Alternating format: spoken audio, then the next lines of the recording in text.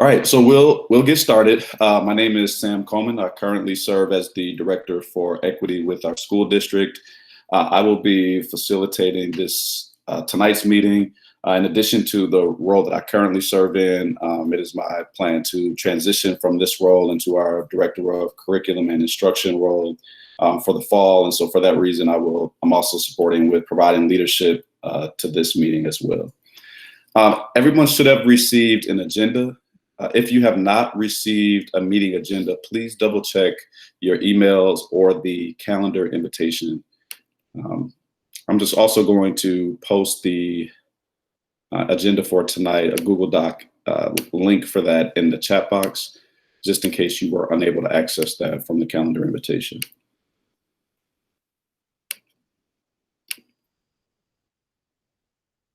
Okay.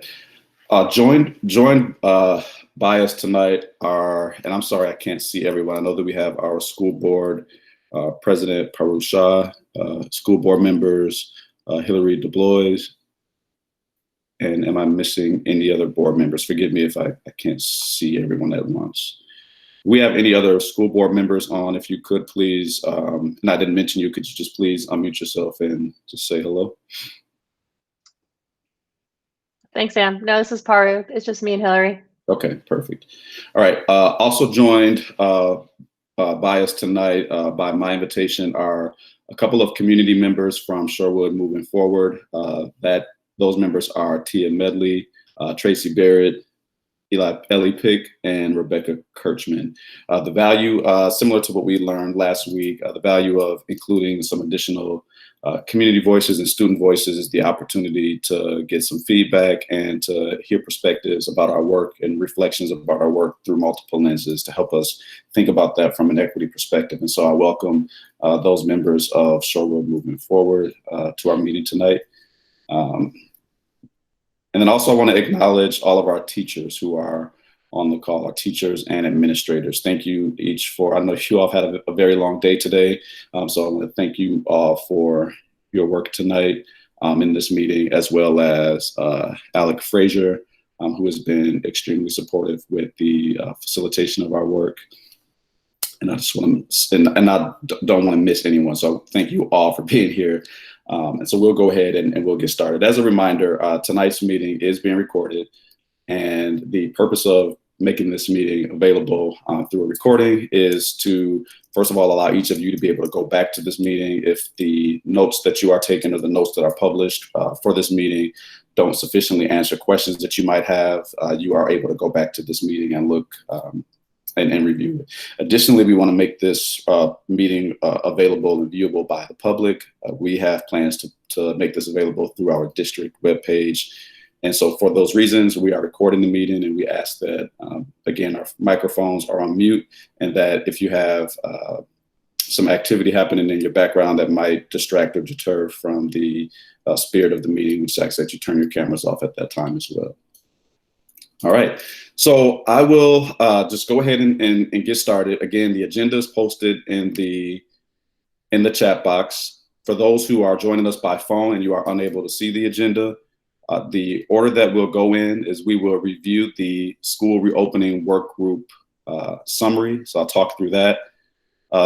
We will talk through the presentation that will be made to the school board on July 28th, and that will be the reopening plan. We'll talk through considerations for the draft reopening plan and what those considerations have been since we met last week. And then we'll talk about our virtual learning expectations to support what high quality and rigorous virtual learning opportunity would look like for each of our students using synchronous and asynchronous learning opportunities, learning models. I also want to start by thanking our students who joined us last week. And I want to thank our students for their bravery and for the feedback that they provided to challenge us and remind us as a community and as a district to approach our work through an equity lens. The main takeaway that I and many of you received last week was to use equity and consider equity as the foundation from which we do our work, rather than attempt to add equity or infuse equity or create equitable opportunities on the side after the fact. What I do want to name are two truths.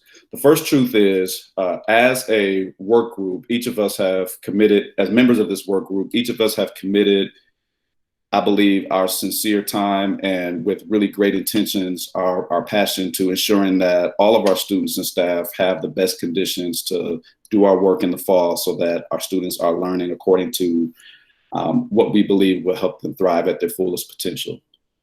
In that, we also want to name that while equity as a priority within our district has been defined through work that we're doing through our strategic plan, through professional development work that we've made a commitment to, we cannot honestly say with full truthfulness that it was from that place that all of the work that we had committed to for this work plan came from.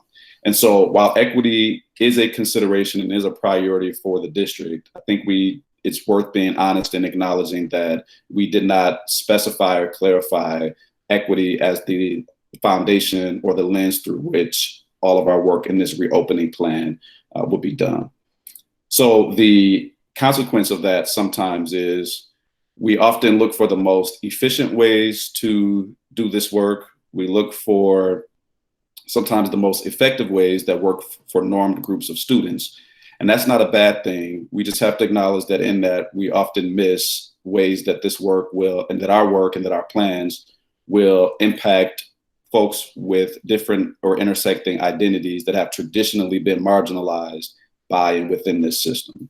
So in our acknowledgement, and the reason why I mention that is to notice that on the agenda, and as you hear the plan described, you will hear it referred to as a draft plan, knowing that this is not a final document, but that the feedback that we get tonight, feedback that we've received last week, and feedback that each of you have provided either through email or text message to myself, other directors, school board members, and principals are being considered as we make final recommendations and final adjustments to the draft plan that we'll be talking about tonight. So when I prepared a recap last week's meeting, I'll just indicate that the information that many of our students shared was very moving. I think it was very powerful information. And for the most part, it was not breaking news. This was information that we've heard students and families and community members share. Certainly within the last year that I've been here, I've heard multiple times. And it is my understanding through other studies that UW-Milwaukee had partnered with us to complete and other opportunities for feedback. We've heard students and community members talk about not only the inequities that exist within our systems, but the legacy of racism, the legacy of exclusion, and the legacy of marginalization that exists within our district. And so it's that legacy and that exclusion that we want to be honest about and confront. And the beautiful thing about the opportunity we have here is we get to build and create something new that addresses and deals with many of those topics and experiences that we heard brought up last week. So it's from that place that I want to start, and I will review what our last week meeting consisted of. And then at that point, I'll pause and I'll have some opportunity for us to share feedback. Again, I will read the summary. You'll see this in the agenda. And the reason why I'll read it is because I understand that we have individuals who are joining us by phone and they may not be able to see the meeting summary document that I'm reading from. So again, as I review this document, it is the School Reopening Work Group, July 16th meeting summary. The highlights from the meeting talked through the overview of our process and the processes by which we engaged community members, teachers, students, and faculty in considering and developing protocols and recommendations around health and safety for our school, the highest quality of instruction for the 2020 through 2021 school year, recommendations to school administrators for July 23rd today, and then a presentation for the school board of these recommendations, which will occur on July 28th. There were new resources and information sharing that occurred, an update on the revised timeline and reflections provided by Dr. Davis, gave an overview of information provided through the work group regarding his discussions with area superintendents of the North Shore Health Department, including general information and increasing the spread of COVID within our community. So we noticed that there's been an increase of new cases within the community, and that reflected a growing sentiment among teachers, staff, and work group members that indicated a need for us to prioritize safety. So that prioritization of safety resulted in a full face-to-face instructional model. And I just want to be clear what that means for us is that we will use virtual learning as the model that we will begin our school year with in September. And so for the first 9 weeks of the school year, we're unable to open safely with full face-to-face instruction. So instead, we will use virtual instruction for the first 9 weeks, and then we will review and monitor the progress made by our local health departments and recommendations that come from the CDC and guidance from the Department of Public Instruction to advise what our second quarter or the subsequent 9 weeks will look like for a hybrid model. We do this with the hope and the anticipation that we'll be able to fully reopen with face-to-face instruction in the second semester or after January. Dr. Davis noted that an improved virtual learning model will be a part of all 3 learning modes. And so when we initially began this work, we explored 3 learning modes, that being a full virtual learning mode, a hybrid, and face-to-face model. He also shared that the school administration and staff were primarily engaged with building a new virtual learning model. And so the details of what a hybrid or face-to-face learning model have not fully been fleshed out, knowing that the first 9 weeks and the work that we need to embrace with more urgency is what we will look like for the first quarter, and that will be our virtual learning.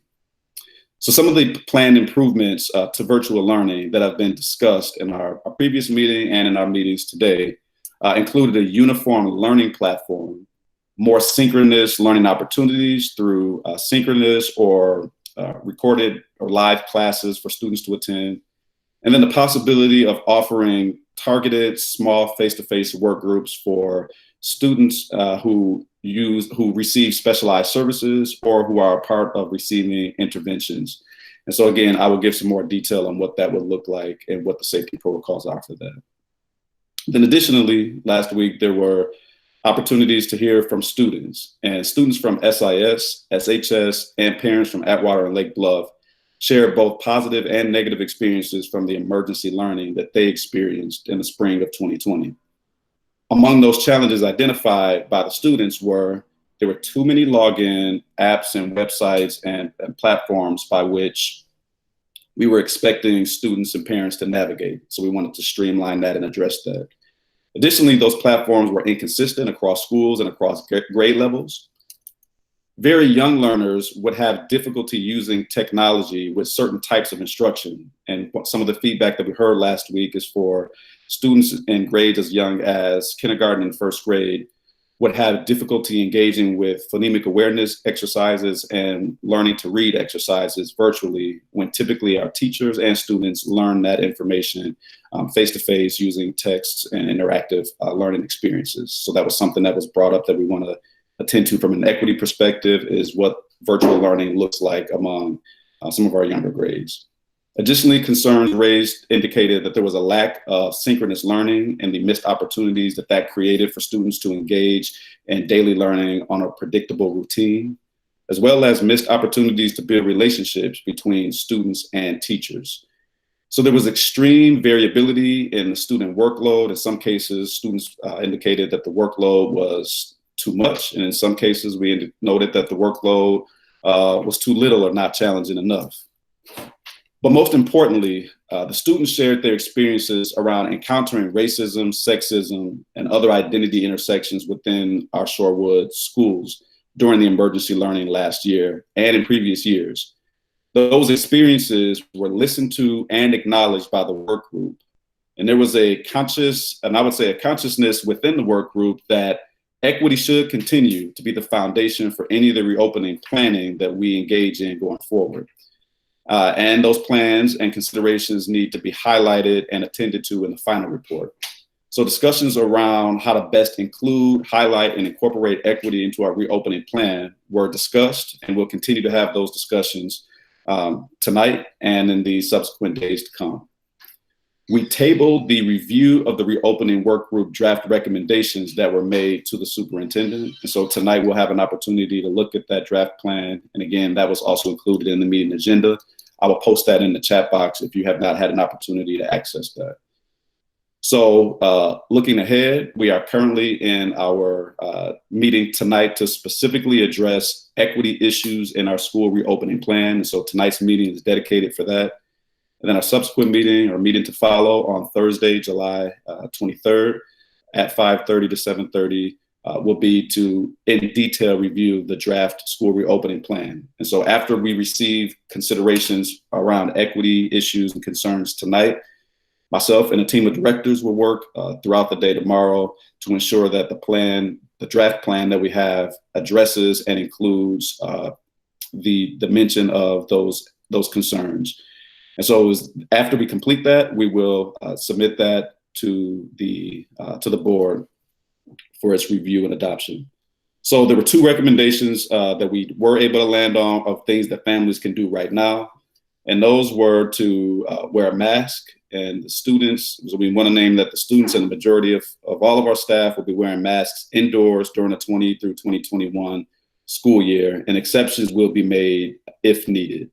And then additionally, it was recommended that as we approach and embrace what a virtual learning model will look like, that childcare and arrangements for supervision of children at home and at school will need to be made. And so we want parents and families to begin thinking and considering that at this time in preparation for the fall.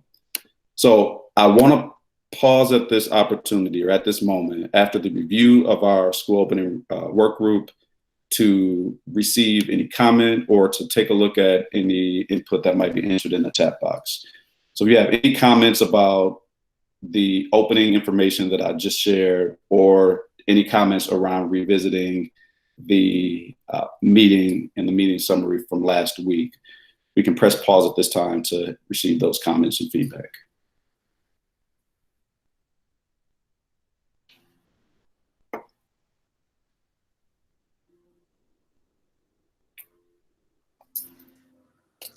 Hi, this is Tia.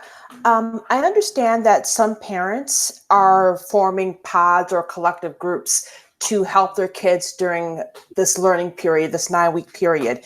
Is there a way to incorporate students who don't live inside the district, who may also need additional support and could benefit from being within a educational pod?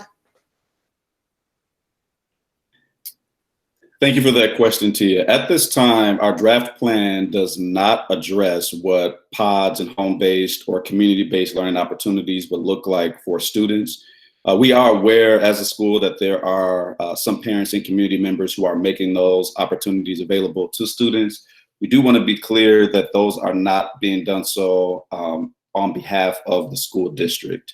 So I would yield to conversations with some of our other directors and our board members of what it could look like for us to make that information or access to those opportunities available. But at this time, our reopening draft plan does not address that, those pods and those learning opportunities. And at this time, those are not being done on behalf of the school district.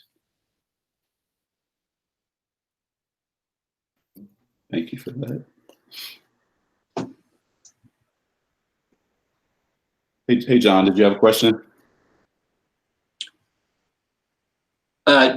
No, I wanted to mention, though, that looking over everything over the last several days and the weekend, it's hard to ignore the fact that while equity is mentioned as a word in most of the documents and discussions, we don't have a list of concrete ideas. I appreciate that Tia just brought one up in a question. I'll bring up, there's a New York Times article that describes how to turn schools into, while leaving everybody else at home, how to turn schools into safe locations for disadvantaged students to go to school and be supervised while everybody else is at home. I think that should be I think that should be a recommendation. I think it should be a discussion. I think we should be talking about these things far more concretely than we have been. Thank you, John. I have that consideration noted, and I do want to let you know that we do have that consideration as an item to address in the draft work plan, and thinking through what that would look like for students. And so we know we have 30% of our parents who responded to a survey who indicated that they would have needs or would need support to find that supervision for their children during the day, either because of the lack of childcare, lack of supervision, as well as barriers that might exist for parents to support their student in those learning opportunities. And so what we do want to look at and address is ways that we as a school district can create safely and with limited numbers opportunities for students to be able to take advantage of space that we can provide with supervision and access to technology. So I do want you to know that that point that you raised is heard and received, and it is also a point that we have in a list of considerations that I'll talk through after this portion of the meeting that we are addressing that you will not see in the draft plan at this time. I think my question may be the same. This is Tracy Barrett. There was a note in the guidance, the 2 guidance points that were given to parents already. That second point being that the school will have limited availability to provide access to childcare. So I think the big question is how people access that, and we ensure that it's given, that equity is considered in how those limited spots are allotted. And I don't know if that's been addressed yet in the plan, how we would allot those limited access to childcare. Thank you, Tracy. In the draft plan, that has not been addressed yet. It has been an item for consideration to talk through what we are considering a needs-based offering would look like. And so we have not put together a definitive structure or formula by which we would measure need.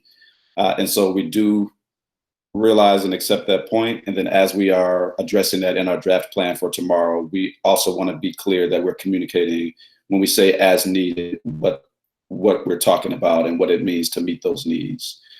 So thank you. And and again, I just want to be honest that is not something that we have completely solved right now, and we are prepared to address, but you will see that addressed in the draft plan that is available on Thursday night. Hi, this is Tia again. I was wondering, is there a plan to support special programs in the school? When I think about special learners or people with special needs who we know that the emergency online teaching just did not work for. I also think that could be a small enough number to support them in schools. But again, wondering if there's been any plan to hold services for a small group of children in the schools, and for programs like orchestra, drama, the programs that need to take place in person. Thank you, Tia. I don't know if Julie Harris is on the line. Julie, if you are on the call, I invite you to join in. Oh, hey, Julie. Sorry, I couldn't see you. Hi, everybody. All right. Yeah, thank you for that question, Tia. And really what we're doing right now is we're continuing to work with directors out of CISA 1 and hopefully get some more guidance from our Department of Public Instruction related to the best practices as we move forward in providing those services.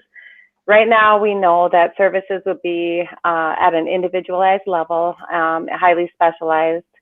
So students with therapeutic needs, such as maybe physical therapy, occupational therapy, maybe need additional speech and language services that might not be able to be received via virtual instruction, though that has been proven to be a pretty effective method for many of our students in the virtual learning environment, the teletherapy.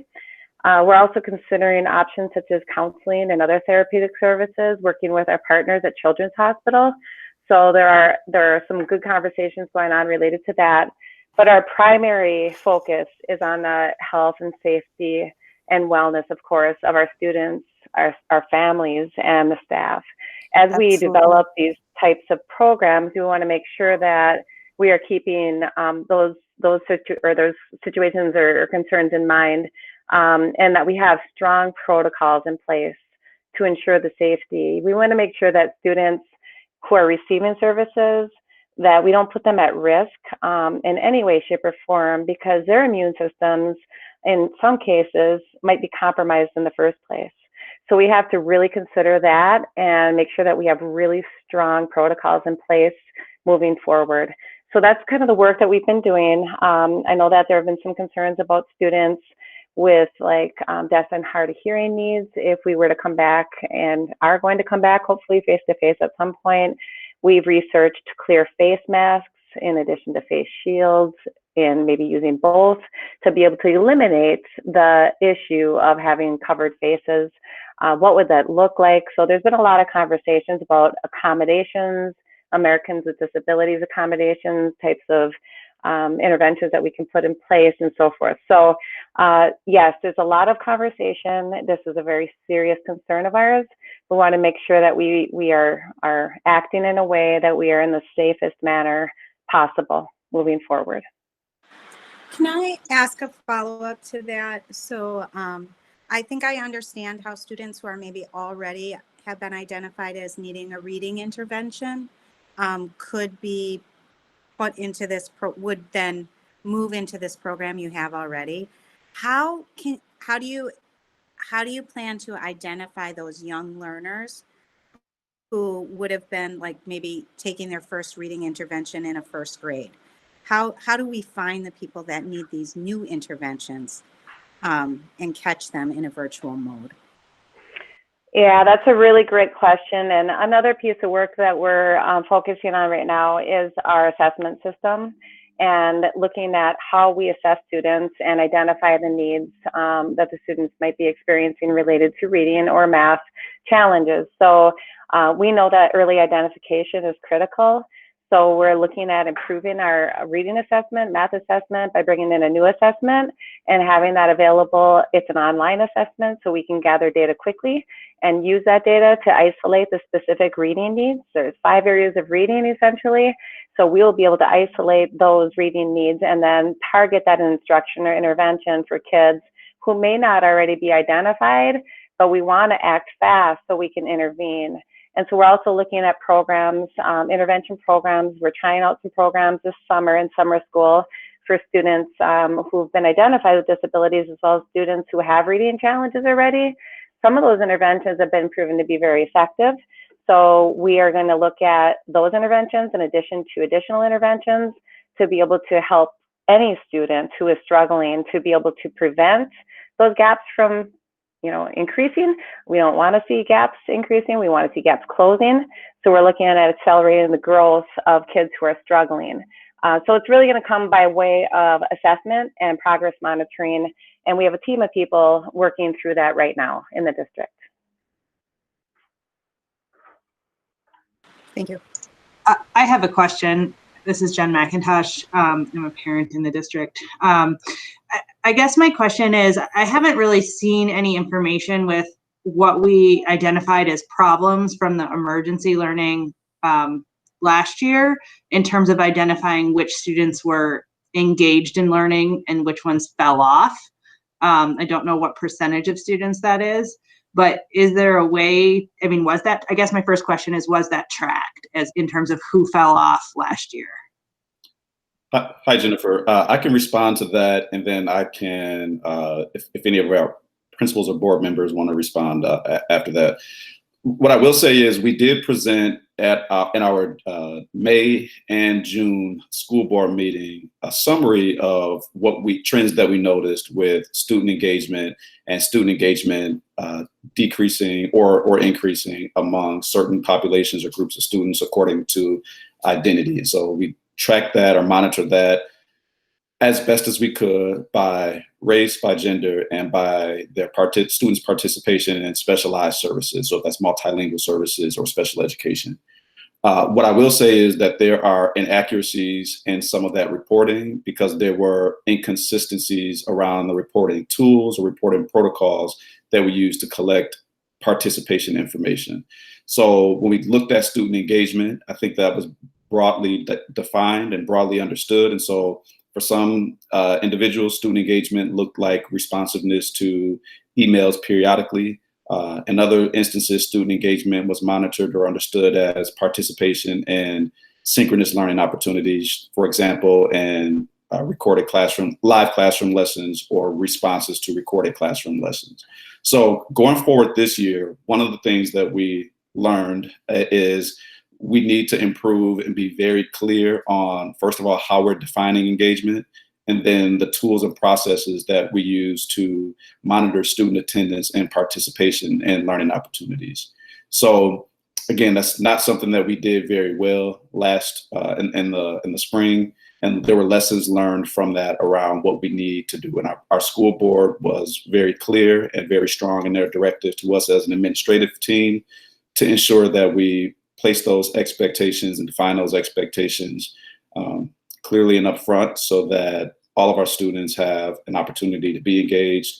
And when they are not, that we know about this with clear data, instead of just saying, we noticed that a majority of students who are receiving multilingual services indicated that they did not find this learning opportunity to be satisfactory.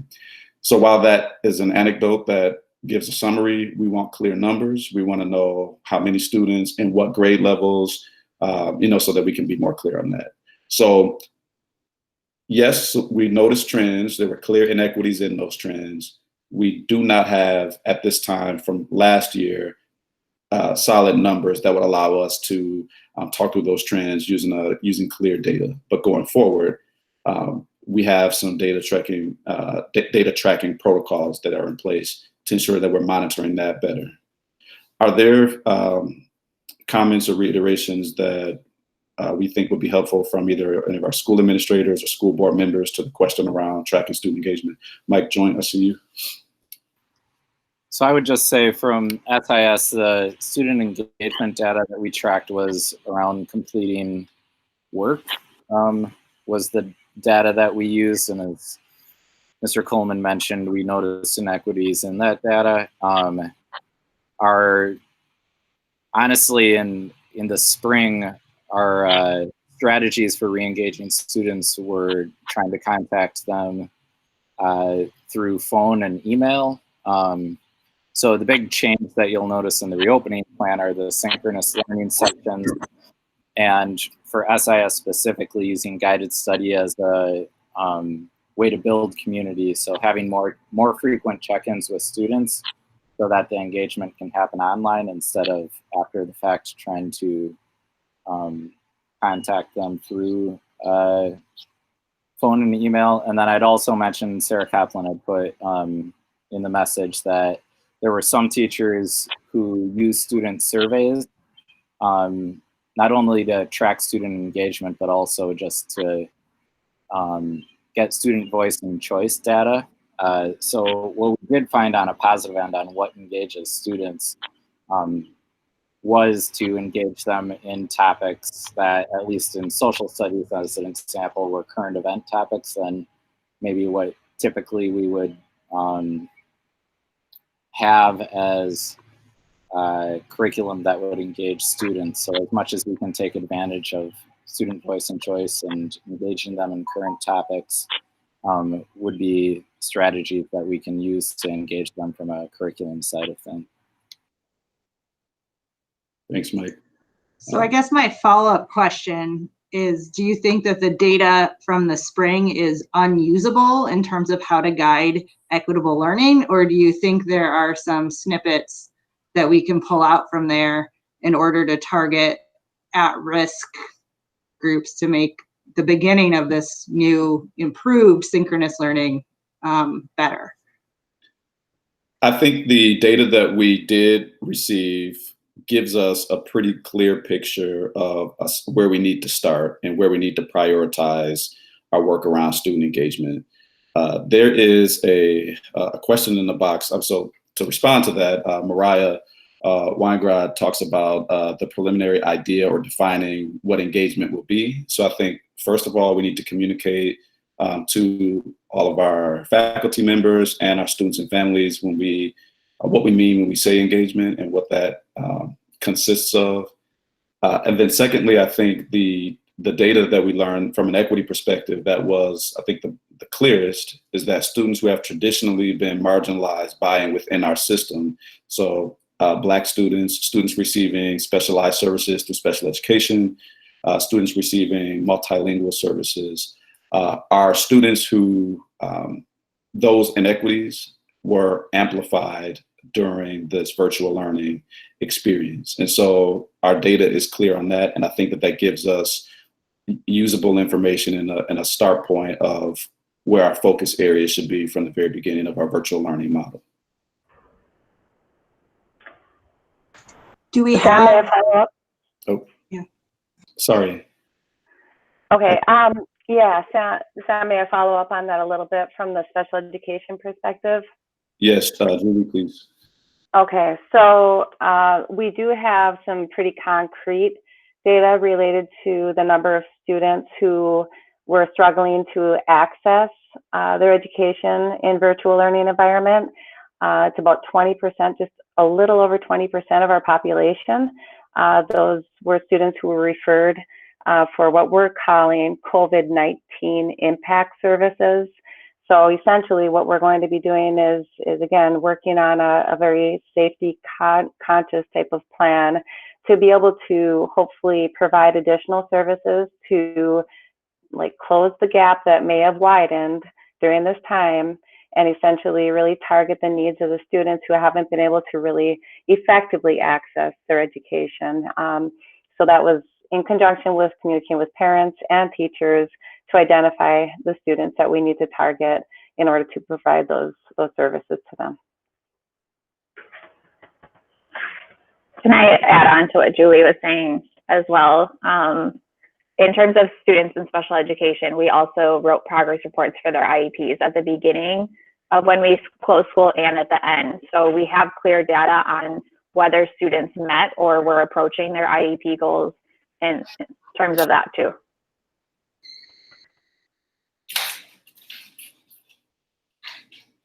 Thank you, Sam. Crystal?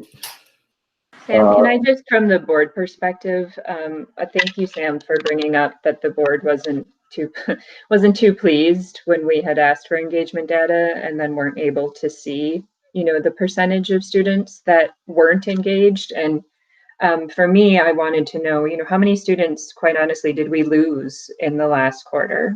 How many students did not engage whatsoever? How many students were not putting in the work or putting in any work or having any connection to the district?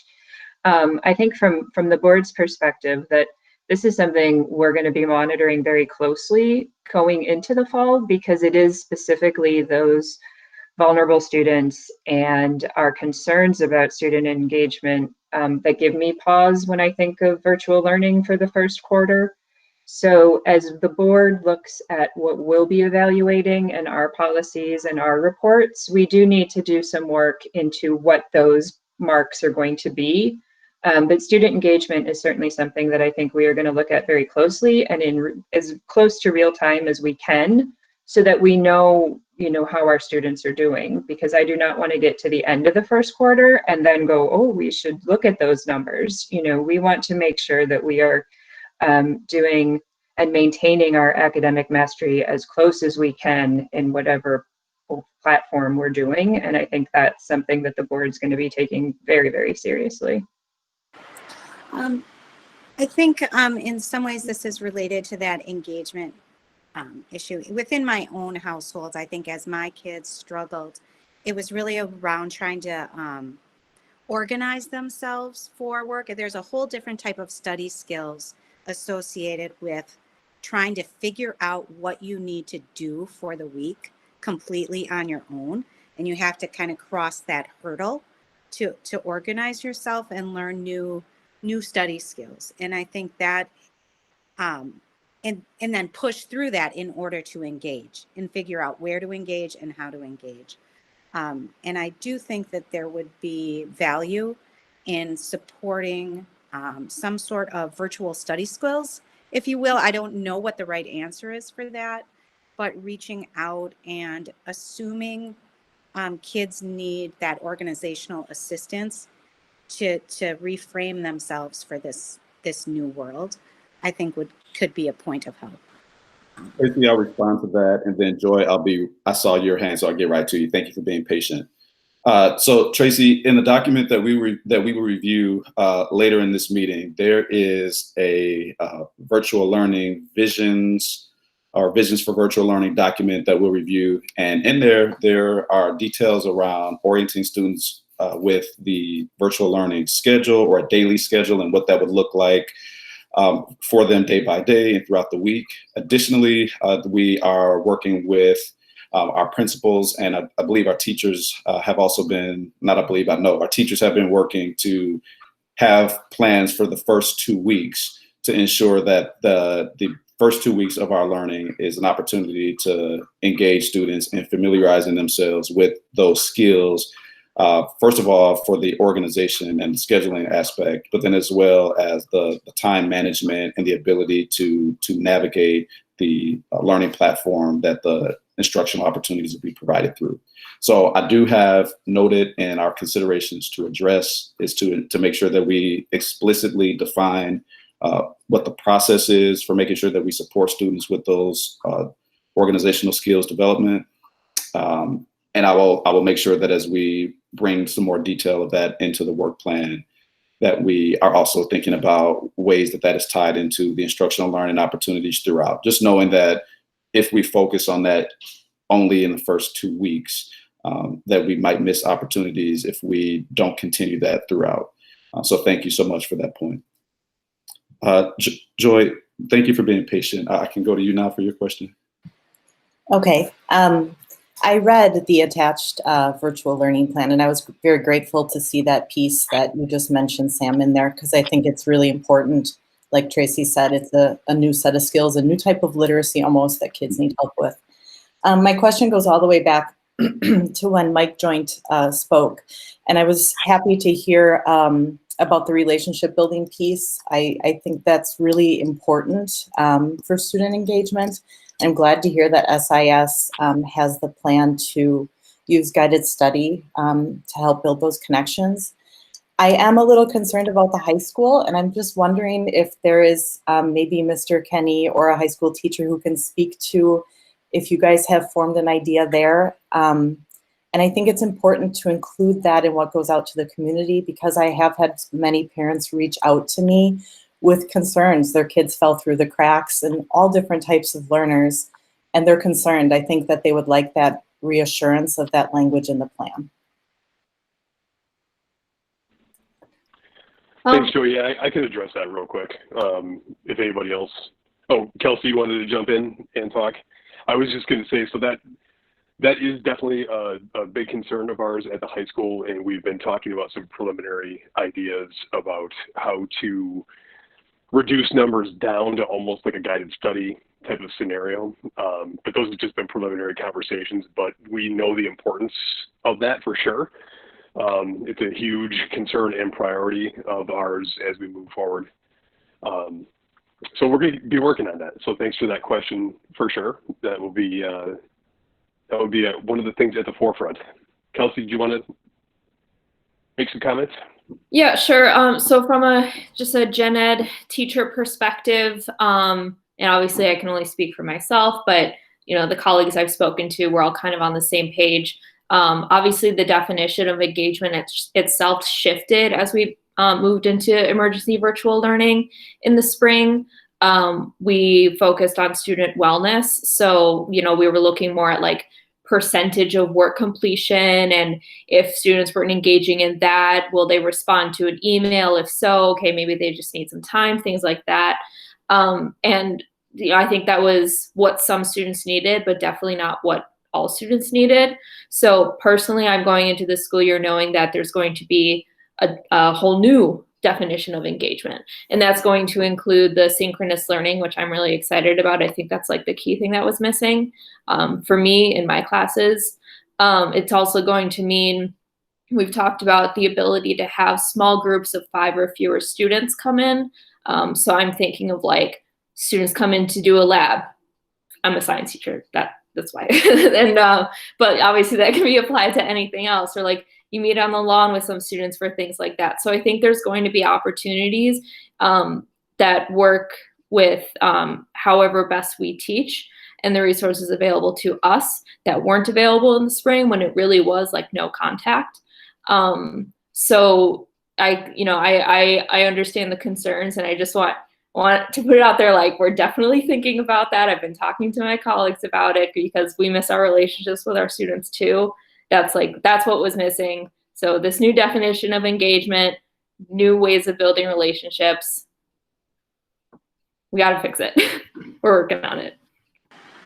Thank you so much. Yeah, Kelsey, that was really well put. You know, I mean, I think that one of the big pieces is going to be that synchronous learning. Like Kelsey said, we had a very comprehensive spreadsheet that we were using to monitor our students. So we developed like a 3-tier approach to how we were going to reach out to students and try to get students to engage. Kelsey kind of mentioned the email and a phone call from the teacher. If that didn't work, it went to the school counselor level. The school counselors were reaching out, trying to see what was going on and how can we help students engage, and then ultimately to kind of an administrative level, not from a punitive standpoint, but just kind of, hey, can the principal of Shorewood High School help a student get engaged? I don't know. I mean, we'll see. So we're definitely looking at taking the information that we got on students who might be struggling to engage as we continue on with the virtual setting. So we have a pretty acute awareness of who those individual students are, and we'll be taking extra care with those students in addition to, so like, what can we improve upon from all that information that we had previously. So thanks so much. Karen, I know that you were patiently waiting, and then Paru, I saw you as well. So Karen, you can go ahead.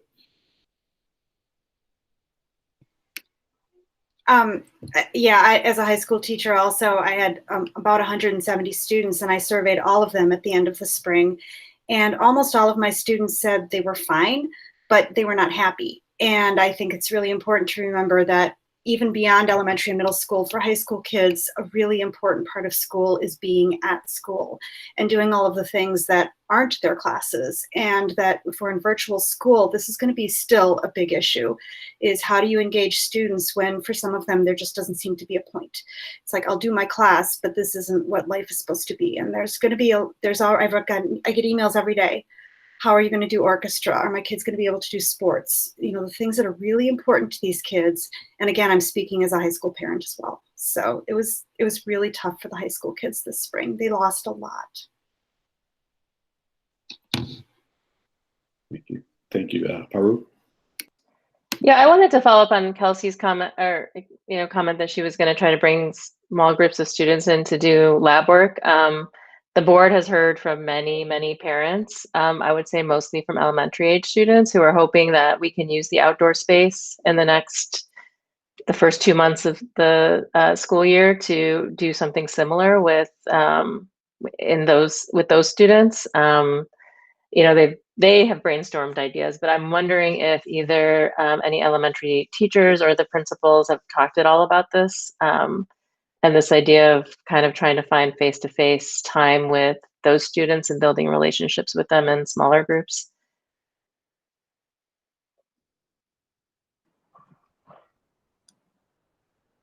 Hello, yeah, I can talk about this a little bit.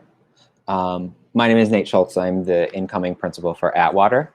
And so it is something that we've brought up among our staff conversations about, especially at the beginning of the year. Is there a way for teachers to meet, individually one-on-one with students or in small groups to begin forming those relationships? And so we've talked about that. We're not sure exactly what yet that would look like. And if that would be, safe and possible at that time. But that is something that is on our radar, and that is something that we would like to do, because we value that, as every teacher values, whether you're elementary, middle, or high school. Every teacher values seeing their students and building those relationships, as Kelsey and Karen just said. So yeah, we have discussed it at the elementary level as well.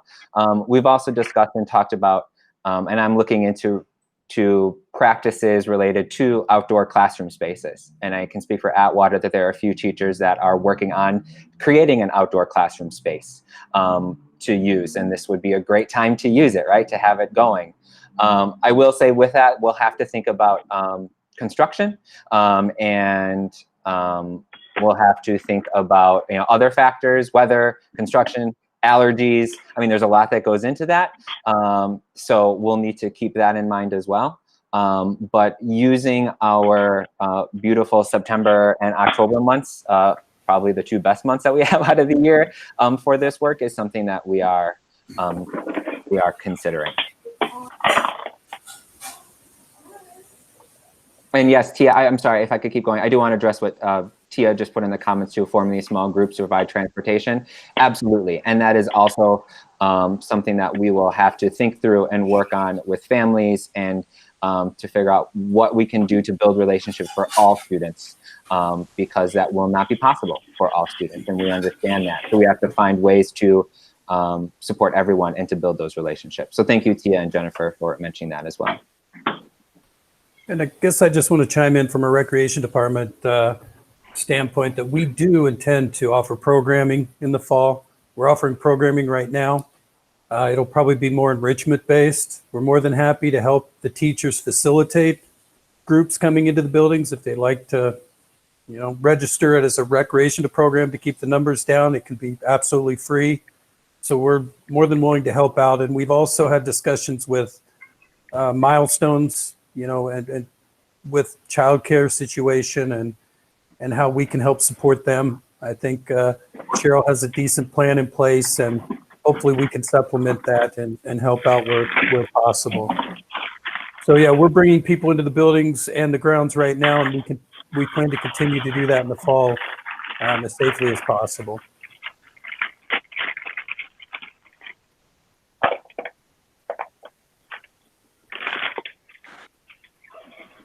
Yes, if we offer sports in the fall, we'll probably reduce the numbers. We'll expand on any mask mandates for the kids, and it'll be a little more comfortable at that point weather-wise, so it shouldn't be so much of an issue.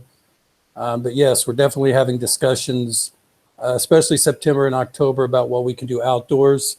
There's still some question about what'll work indoors. Right now, we're having smaller groups, more skills-based indoor programming. If we do for basketball, we have a soccer camp this week for various age levels.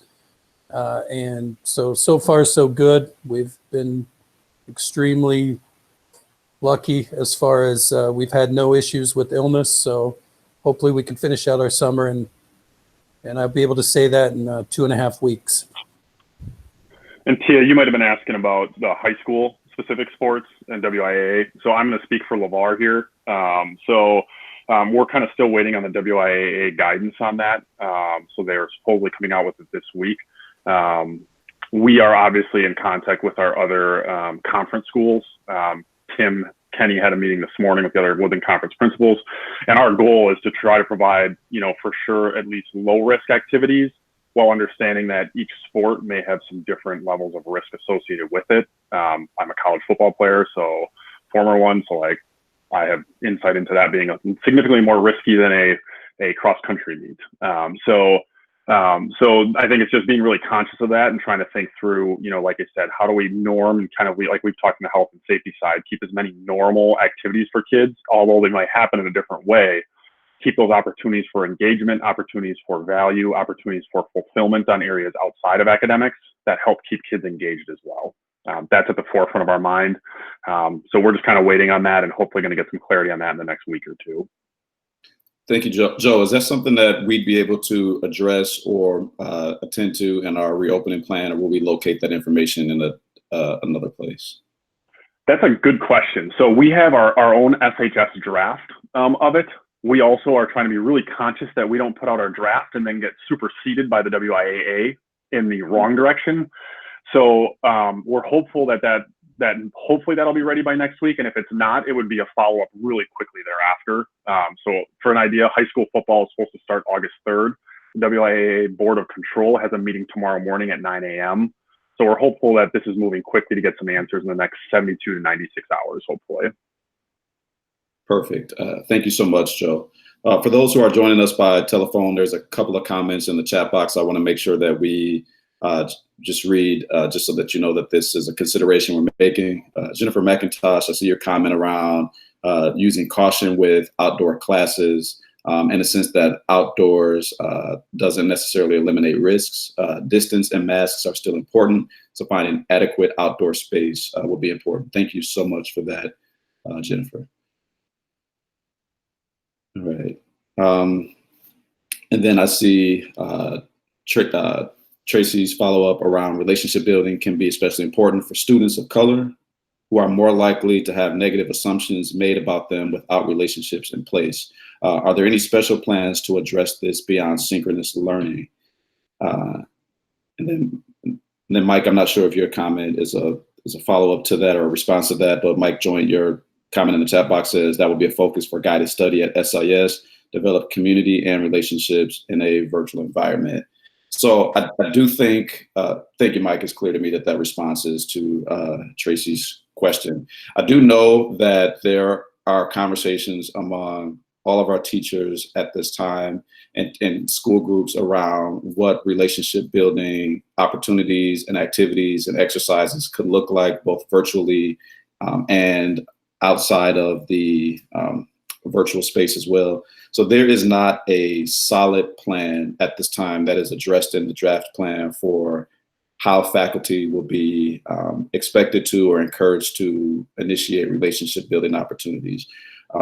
It is noted, and I will make sure that we address, and we have also in our professional development that we've provided in the past, and we will continue to reiterate this year, the value and the importance of relationship building for all students, and particularly for African American students, because we notice based on school perception surveys completed by our Black students, particularly, that the lack of relationships and not feeling connected or a sense of belonging impedes their ability to thrive in the ways that we see other students. So that is certainly a consideration that we are aware of. And I want to be honest in naming that in the plan, we have not addressed specifically what that relationship building process or protocol would look like through synchronous learning spaces, but that is something that we will address.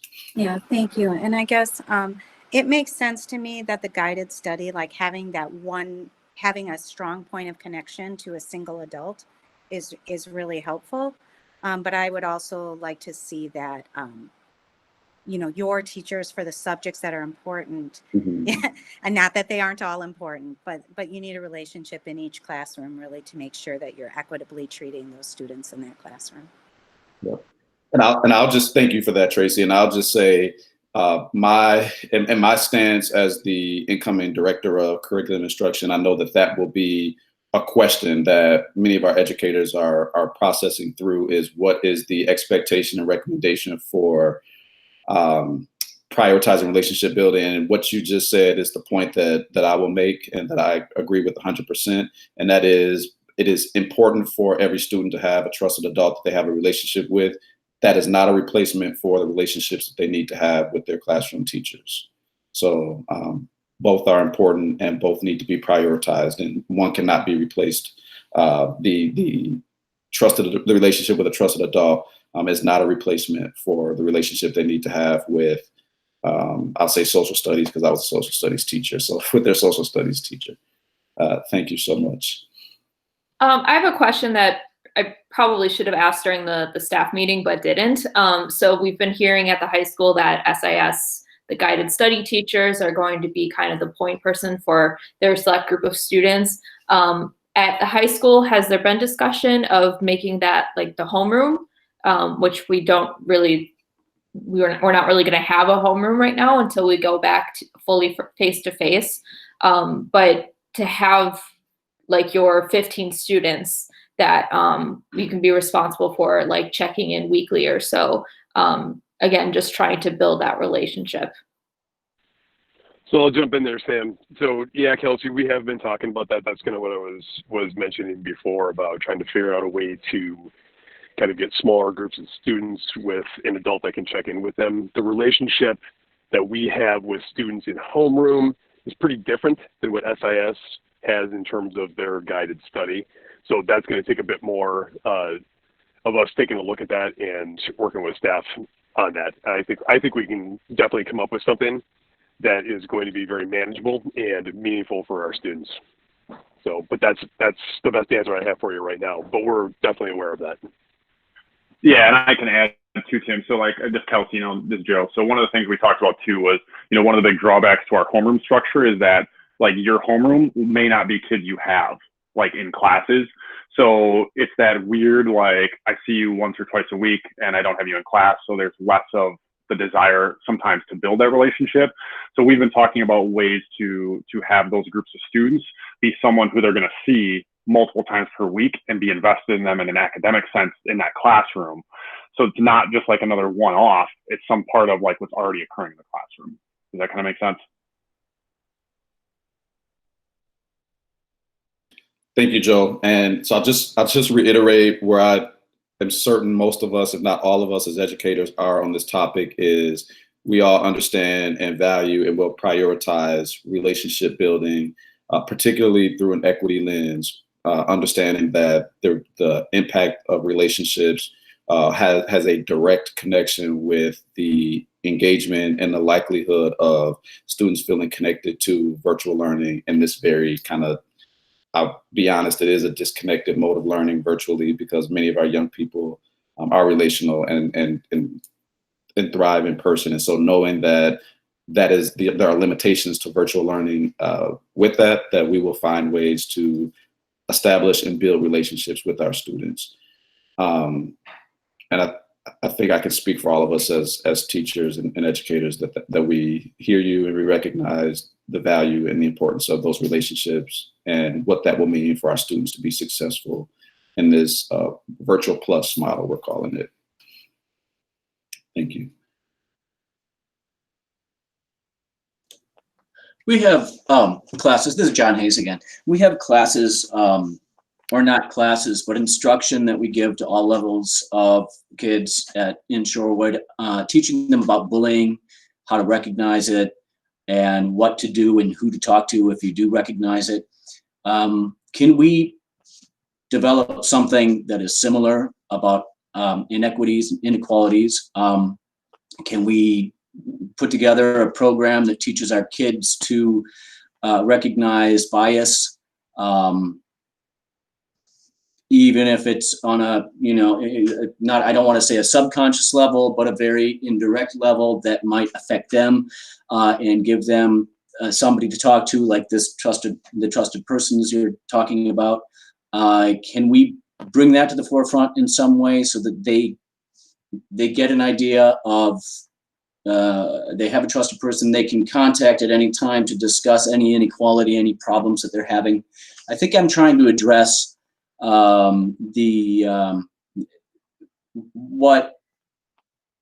reason we're having this meeting was Alicia and her peers spoke up a lot and said, we don't really have a concrete lesson plan here on how we're going to fix these problems that I have had in my life. So it's what I came up with over the weekend. We address bullying in a concrete way. Can we address inequality in a concrete way for students? Thank you for that, John. I will say that we do have a concrete plan and a strategy for addressing systemic inequities that exist within our school district. And we do have a concrete plan for all of our faculty to engage in learning opportunities around implicit bias and how those implicit biases exacerbate inequities within the school systems. So that work is being facilitated through our integrated comprehensive systems for equity learning modules that all of our staff members will be engaging in at all of our schools. And so that is work that, first of all, I'll name and say that we have been doing and have started as a staff. I think that as we become more focused on what our equity work looks like through our ICS or integrated comprehensive systems for equity work, that will begin to be addressed from a systems perspective through that work. Thank you. Hiwa, that's not Hiwa. Sorry, I can't see your name. Go ahead. I can't hear you. It says you're off mute, but we still can't hear you.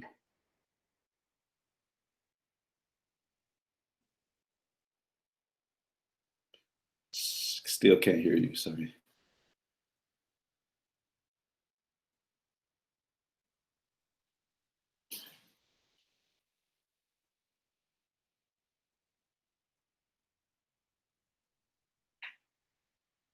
No, we can't hear you yet. You might have to check the setting on the actual app and see if your microphone is connected and functioning.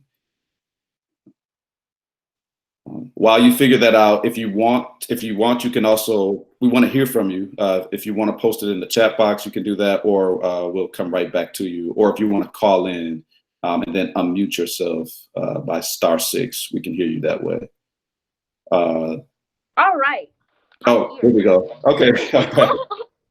I found another way. I'm on my phone now. Okay, so in regards to your comment, I about like having programs in place, like I would say that would be a wonderful idea, but the thing is, I feel like it should just already be within our systems. Like, why is it that we're having to, okay, say I want to learn about Black history when Black history is history, or we need to have volunteering to teach Black students who are not doing well. That was an idea I heard recently, and all of those things need to already be implemented into our education system. It shouldn't just be these like outsourcing of like, oh, let's have a program here where you talk about this. It should just already be implemented into our systems already as it is. And I think that's the problem too.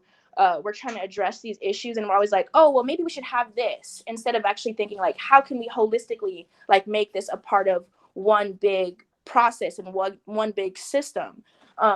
Because I'm just telling you right now, like if there's a program about equity, I'm not sure how many Black students would show up to that, because we already live this life. You know, every day is a protest for Black people, and I'll keep repeating that because I just don't really understand these, like, you know, searching for all these, I think it like with good intention, of course, but I think searching for all these other outlets instead of looking at the true issue at hand and questioning and analyzing, well, why don't we already have conversations like this in our education system? Like, why don't we talk about this in class? Why do we only talk about, you know, international news and things that are happening around the world in our social studies class? Like, why don't we talk about it in our other classes? So I just wanted to comment on that, because that's something that I've heard repeat itself a lot as I have more of these conversations. Thank you, Alicia. And so to Alicia's point, one thing that we know is inequity cannot be addressed through a program, and racial bias cannot be addressed through a one-off program as well. And I would, at another opportunity, I would like to talk through what our integrated comprehensive systems for equity, what that work consists of, because it addresses exactly what Alicia is talking about, the systemic issue of the absence or the erasure of ethnic and cultural studies from our curriculum, from our system. So it addresses that. It prepares teachers with the confidence and competence to have a more well-rounded educational offering to students that includes cultural identity and representation in that. So our ICS work addresses that. The teaching tolerance work that many of our teachers have begun also addresses that, as well as the recommendations out of our 2020 through 2025 strategic planning work also addresses the three pillars, which were an anti-racist pedagogy, including a social justice curriculum, and then addressing the culture of fear that has either prevented or slowed down the implementation of the equity work that's already embedded and implemented in the learning. And so that has not happened and been accelerated at the rate that it should have been, and has not moved forward at a pace that I think we would have liked to see. And so we have taken the considerations that we've heard from you and from other community members around ways to prioritize that as we go forward. Okay, and I appreciate you saying that. And I think another thing I'm also wondering is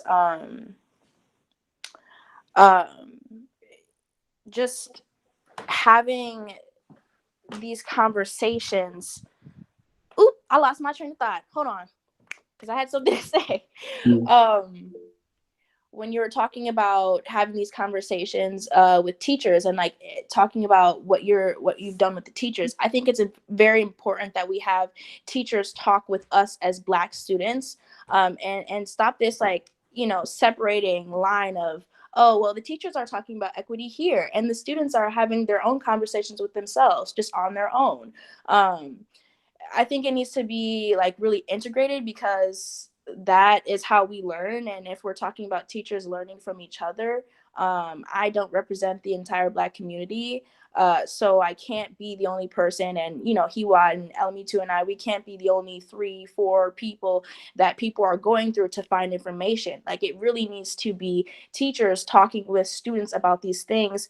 It needs to be teachers having these, once again, creating these relationships with us, not just you guys talking on your own about what to do and how to go about it, because we don't see it, which is why I've thought my entire life, like, do teachers actually care? Are they even having these conversations about us? Like, do they even care about what we're doing or how we feel?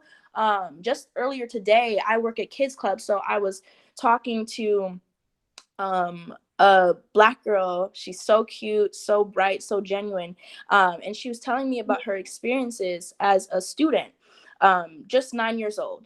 And she was saying how they called her shadow face, how she's never heard a teacher tell her that she was smart, how she's never heard any positive affirmations, how she's never felt accepted, how she wanted to wear makeup so that her skin color could be lighter, how she had social anxiety and mental anxiety, her words, now, because it's hard for her to make friends. And it almost made me want to cry because I'm literally seeing myself in her and what I thought when I was a little kid. She's talking about how she has a fear of police, how she's scared to be with her dad, who is darker complexion, has a darker complexion. And so just having those conversations with a child and her she's telling me, you're the only person that I've talked to about this before. And, she's talked to her parents, of course, but she's never told a teacher, really. The teachers have never apologized to her. The students have never apologized to her. And just referring back to last week when I literally had to basically plead for an apology from administrators to really recognize and address the fact that no one has really internalized what I've been saying, because I felt that way because no one was giving me an empathetic response. So just hearing that from a 9-year-old and also seeing myself in her, it really just shows how this repeats itself, because teachers aren't talking to us, and therefore we're not talking to teachers. And then you have the select few that are willing to do the work, the exhausting work, like Kiwat, myself, Alamitu, Eric, Aaliyah, and all of the people I associate with. So when you're talking about like what teachers are doing, I think it's really important for teachers to talk to students first and foremost. Thank you for that, Alicia. And I agree. And that is something that we want to make sure that we address in our virtual learning plan, is the translation of the work that teachers are doing around their identity and their equity work, to ensure that that is translated to what they offer and what they provide in their instructional practices. And so I agree, all the work that we're doing around equity and around social justice, and particularly around racial justice, that needs to also translate to our learning practices and what we include in the learning opportunities. So thank you for that. And I'm just making a note in consideration that we want to explicitly address that in our virtual learning plan, just around culturally relevant and identity reflective teaching and learning opportunities in those instructional provisions. Thank you. There's a couple of comments in the chat box I just want to acknowledge and read, because I noticed that there are people who are joining us by phone and may not be able to see.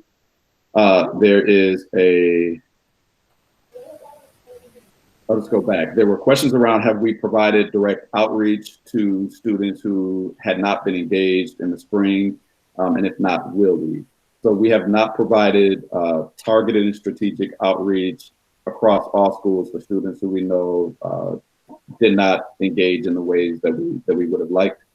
And that is not addressed in the plan, but I will make a note for ways that we will use the information that we learned from the spring as a way to provide direct outreach to students who I'll say we lost. There's a question around, have we asked students who those trusted people are in their schools with whom they may build relationships? Recently, one of our teachers shared that all teachers are not prepared to engage in equity work. We have not asked students who those trusted people are in our schools, and that is not something that's currently addressed in the plan.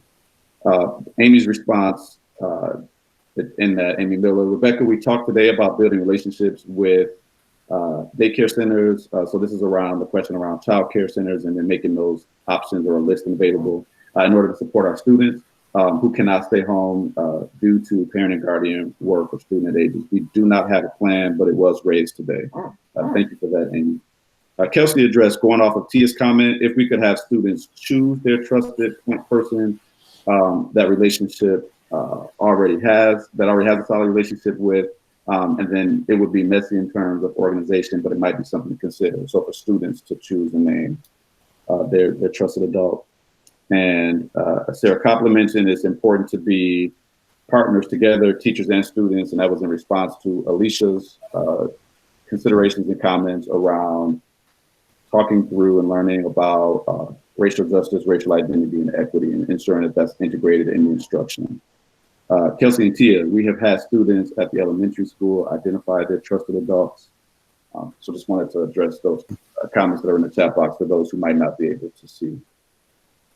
Sam, I just want to follow up on Alicia's situation earlier today in our child care program. Yes, please. And just let you know that Alicia and I did have a conversation about sharing that information with the caregiver of the child, which our staff did.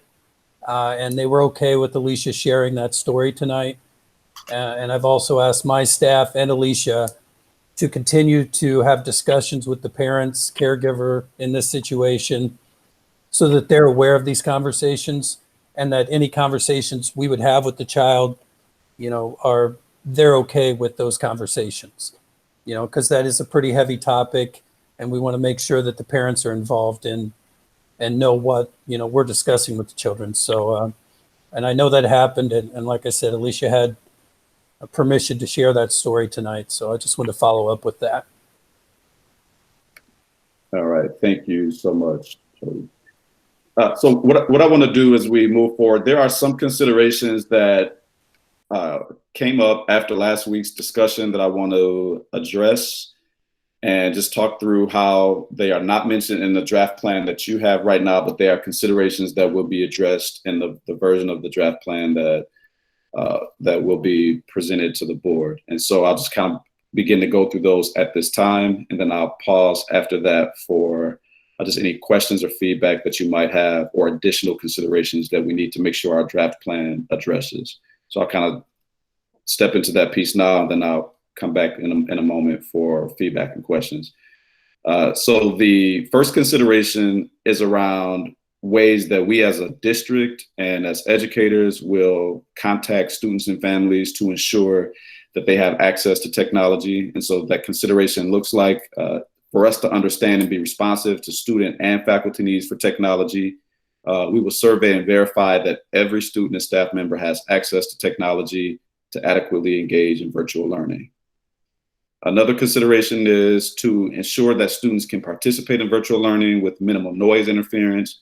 We highly recommend that students use earbuds with an integrated microphone when engaging in synchronous virtual learning.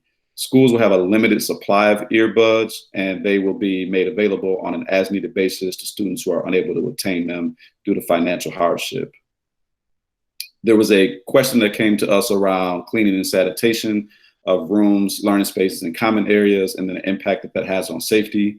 This is addressed in the draft plan that we have around our custodial and maintenance staff and the protocols that they use on a daily basis and throughout the day to clean. What we will do is provide a more detailed description of what those practices are so that we can include that in our communication.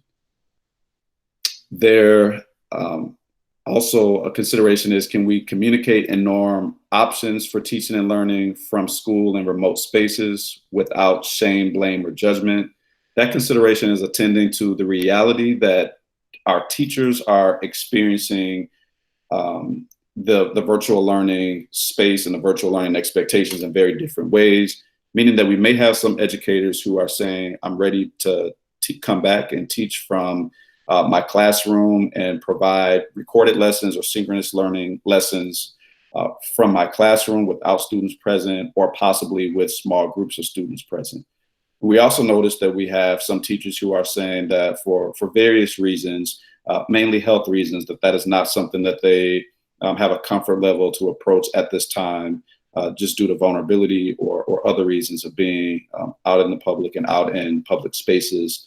And so what we want to do is to acknowledge and norm, and this is not addressed in the plan, but to acknowledge and norm that there may be differences among levels of comfort that teachers have and levels of what is safe for teachers to be able to engage in, to provide that learning. So that is a consideration that has not been explicitly addressed, but that is something that we want to make sure is addressed in our plan. Additionally, we want to clarify protocols for use of common spaces, such as staff workrooms, copy rooms, bathrooms, office spaces, and entry points for staff and students across all of our school buildings. So for staff and students who are utilizing our school buildings, masks will be required and hand sanitizer will be available at entry points. This is addressed in the draft plan. And I just also want to provide a little more detail that staff and students will be expected not to congregate in groups larger than 2 as they move in the hallways, as they utilize bathrooms, and then spaces typically designated for common use. And we'll ask that all staff and students maintain physical distancing best practices as advised by the CDC and our North Shore Health Department. There's a consideration that was also shared with us around clarity and guidance that's needed for which students will receive in-person learning. Director Julie Harris did speak to this in an earlier conversation. And we'll also make sure that this is addressed in greater detail in our plan around the identification and selection of students who will have the opportunity to receive their specialized services and interventions in person. Another consideration, also for students receiving multilingual services as well. Another consideration is to establish protocols and norms for participation in synchronous learning. And some of those protocols will include attending for the full duration of the time. And so when we take attendance at the beginning of synchronous learning sessions, the expectation will be for students to engage in that fully scheduled or block of time. And norming protocols for the use of cameras, knowing that there might be some students who may not want to have their cameras on. And so just with no shame, blame, or judgment, making allowance for students who for various reasons may not want the background of their home being shown or to have their cameras on. We also noticed that there are teachers who have that same concern around having their cameras on and so, or their background, available. So we have not explicitly addressed that in the draft plan, but that is a consideration that we want to address for norming ways that students can comfortably and staff can comfortably engage in the virtual plus learning from their home. Another consideration are multiple ways to take attendance. To monitor and assess trends in student participation and engagement, teachers will be expected to take attendance daily. We are working through what this will look like also through the multiple synchronous learning opportunities that take place during the day, and then record classroom attendance in Infinite Campus. At this time, Infinite Campus is not set up for all teachers to take attendance multiple times throughout the day. So we are working with our student services department to understand what we need to do to be able to allow teachers to monitor and track attendance and then report that in Infinite Campus multiple times throughout the day. I do know that some teachers are able to do that, but that's not the case for all of our teachers across all grade levels. Another consideration that we had mentioned earlier that I want to provide a little more detail to is for the first 2 weeks of our virtual classroom learning spaces, there will be orientation provided for virtual learning to support that everyone has, first of all, the necessary materials, but then also the necessary skills to engage in virtual learning. And so in the plan, Mickey, he's our Director of Instructional Technology. I don't believe he's with us tonight, but in the plan, he addresses part of the professional development opportunities that will be made available to teachers to be able to support student engagement and the utility of the learning platforms. Again, this currently mentioned as the first 2 weeks. As noted, we want to make sure that we provide those learning opportunities throughout the 9 weeks so that we don't miss opportunities to engage students who those first 2 weeks might not be sufficient enough.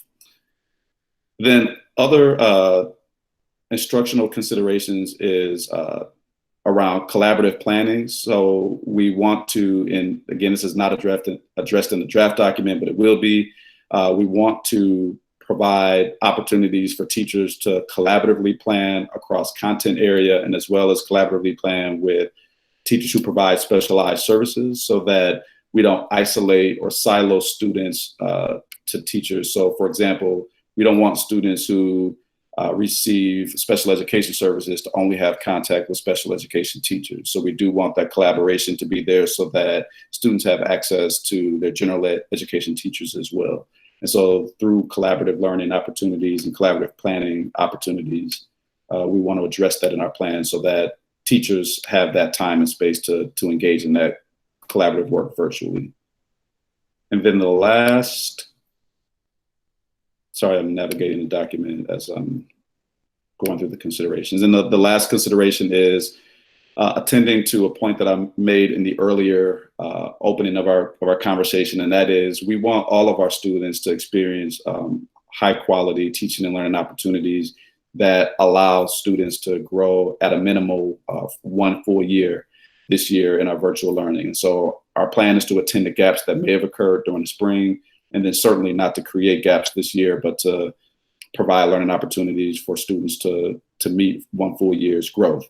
And so a way to address that and to attend that is to design our learning using the standards-based grading and norming the use of rubrics and designing our lessons using the state standards around what we expect learning targets to be. So students will need access to the rubrics and to routine feedback.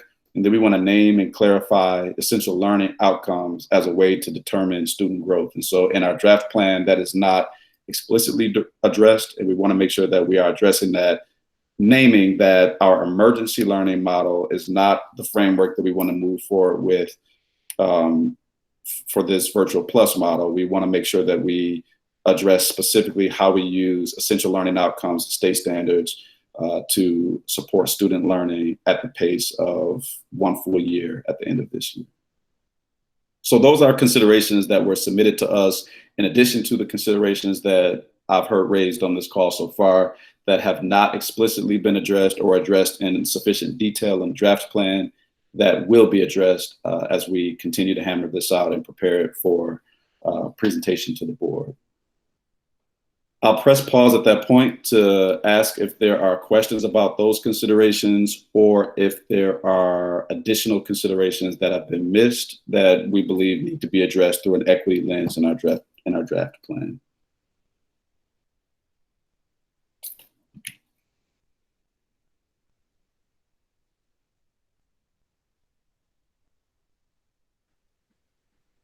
Sam, I had a question that I dropped in the chat, but it's sort of related to the virtual learning, and it's just a concern generally about sort of the synchronous learning that we're putting a lot of focus on. I know that, and I can speak just for the conversations we had at elementary schools, and really even just specifically, you know, as we were starting out, one of the big things that we did was made a conscious decision to kind of keep synchronous things to a minimum, recognizing that different families were experiencing different things, and that, you know, like I know, for example, I had students that were, you know, kind of taking care of younger siblings and things like that, and so weren't available necessarily to meet at fixed times, and that, so, you know, we really took an intentional, better or worse, right or wrong, I don't know, but kind of view that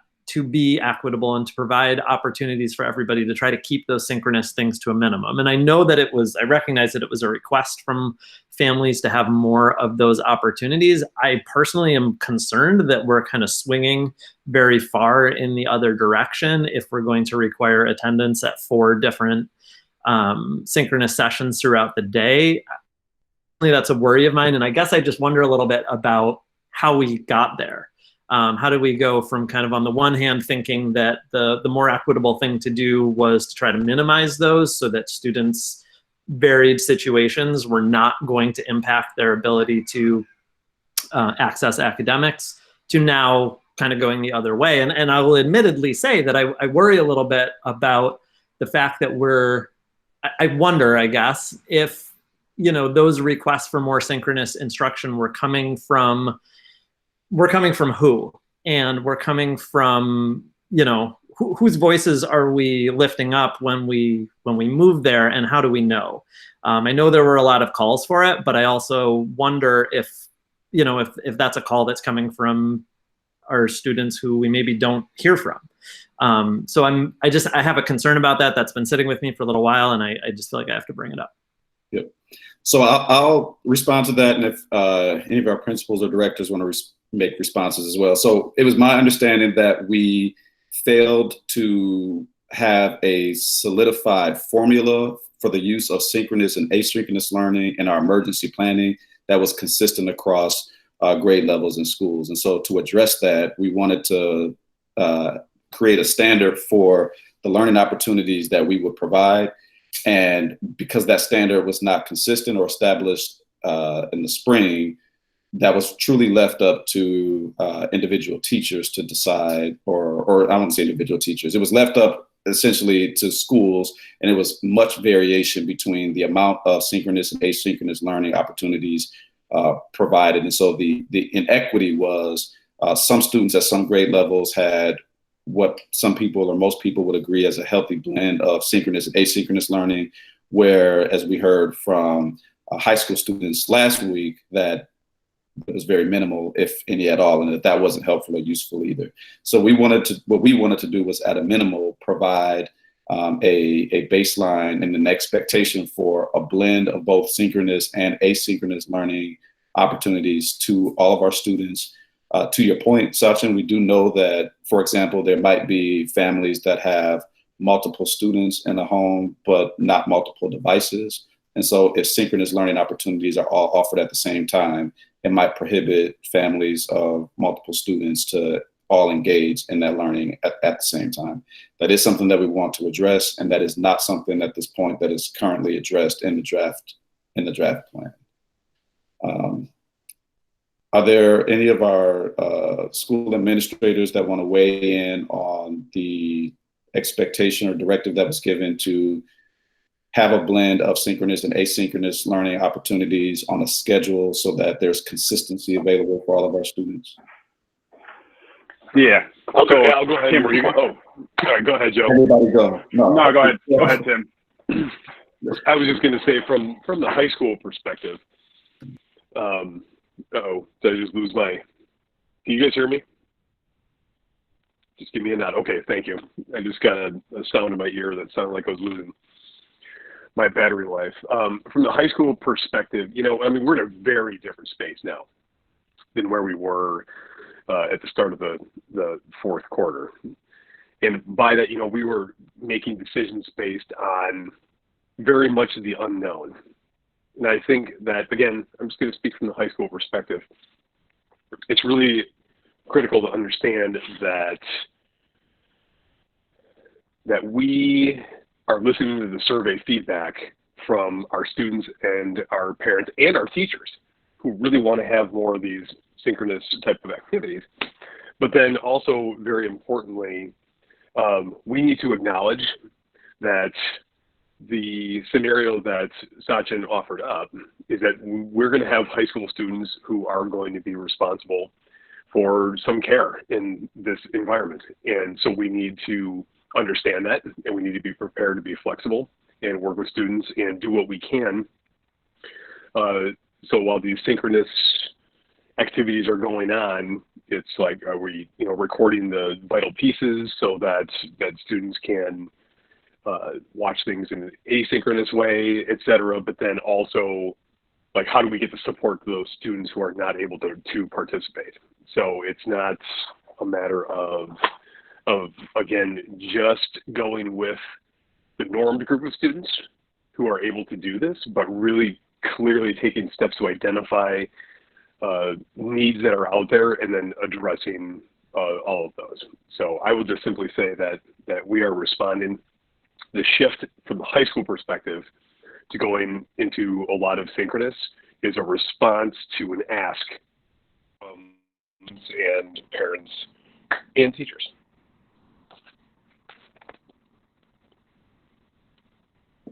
Thank you, Tim. Julie? Yeah, so some of the feedback that we've received in the special education department is that parents need assistance with instruction. So students who have learning differences oftentimes need repetition in their learning. So if you're providing synchronous instruction and that instruction is recorded, the parents have an opportunity to be able to be working with their students, because oftentimes it requires them to be directly sitting with their children or having somebody else helping to facilitate that intervention or that instruction. And so essentially by doing that, the students can go back and relearn, and they can do relearning over and over again, because we know repetition is really important in the learning of many people, specifically individuals who have learning differences. So by having that recording, that synchronous instruction that's recorded, parents have indicated that that's been very helpful, and that the kids, actually I heard one story where the parent was like so excited because her child was just excited to see his teacher every single day in this type of environment, and then will watch a recording over and over and over and over because it was so exciting to him, So that's the kind of feedback that I think is so powerful as we move forward and we think about, that flipped classroom model even is very effective, where you're recording your instructions so that people can see it, learn it, and relearn it from the experts, because the general ed teachers are the experts.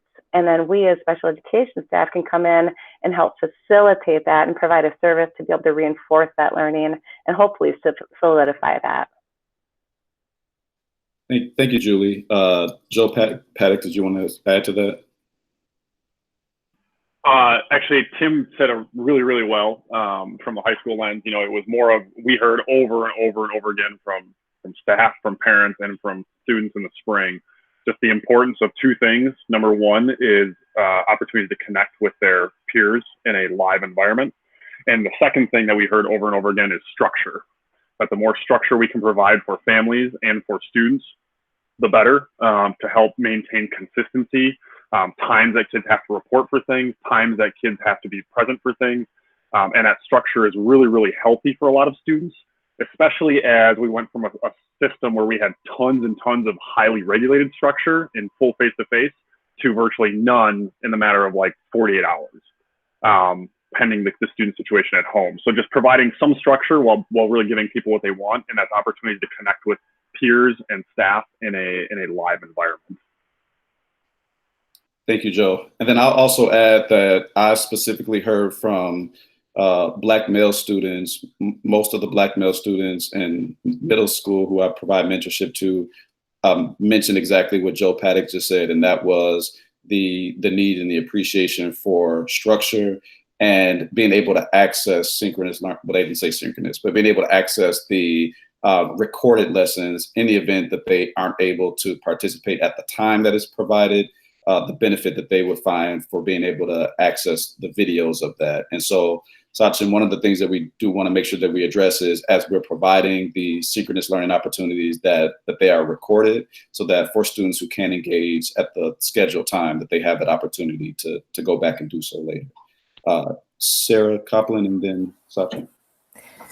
Thank you, Sam. I just wanted to ask a question, and I know that we're going to be looking at professional development in the next couple of weeks as we move into, getting closer to August and the school year beginning, but I wanted to ask, what the process is for kind of constructing that professional development, because What we were asked to provide in the spring is not virtual learning. Like you have mentioned, Sam, it was an emergency response structure created. And so, looking at virtual learning structures, flipped classroom models, there's a lot of different philosophies that exist out there. There's a lot of teachers in the district right now taking a course through UWM about virtual learning and constructing a course and learning experiences.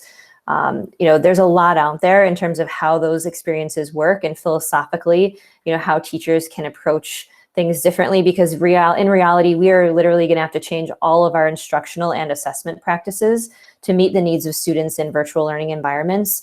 So I was just wondering if, I know that's a big question, but what will the process be, at least for creating a structure, identifying those professional development pieces, and also the philosophies? Because I know there's like a structure in place for us as teachers with our virtual learning day, but I think it's really important for us to look at instructional practices and assessment practices for our students, so that we're not just trying to replicate what happened when we were face-to-face.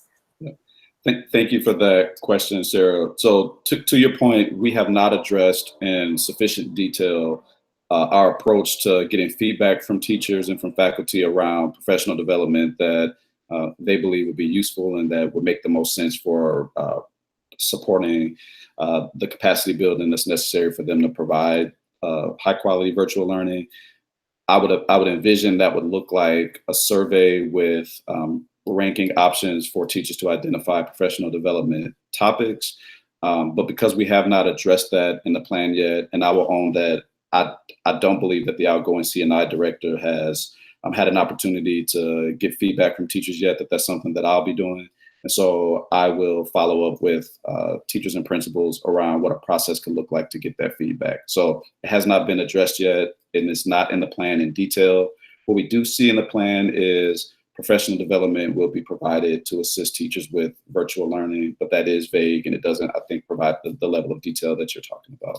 So thank you for that. And I've just made a note of that consideration so that we can flesh that out and provide that level of detail in the final version of this plan. Yeah, I really appreciate that. I just wanted to say that 63% of our middle school students said that they wanted to have a blend of virtual and face-to-face instruction moving forward, just in general in life at the end of the school year. Yeah. And so, they found a lot of value in having flexibility or, just learning in a little more independent way in some capacity. So I think it's important that we stretch ourselves as teachers to learn better practices, when we're doing something that's not an emergency response, but we can do a better model of a virtual learning plan. 100% agree. Thank you so much. I want to address some of the comments in the chat box again for those who might not be able to see. There's questions around, do we have estimates of the device shortages account? So as Kelsey mentioned, that there was a recent survey that went out, and so we do have an estimate, but we want to name that is just that. We don't have an exact number of device shortages, but yes, we do have an estimate. Additional questions are around, is the district providing all students with devices or only families? And so we're surveying and finding the need for all students. And so that also was addressed in that survey. As mentioned in the beginning of the considerations that I talked through, we want to make sure that every student and faculty member has an opportunity to access devices so that they can support the virtual plus learning model that we'll be moving in for the first 9 weeks.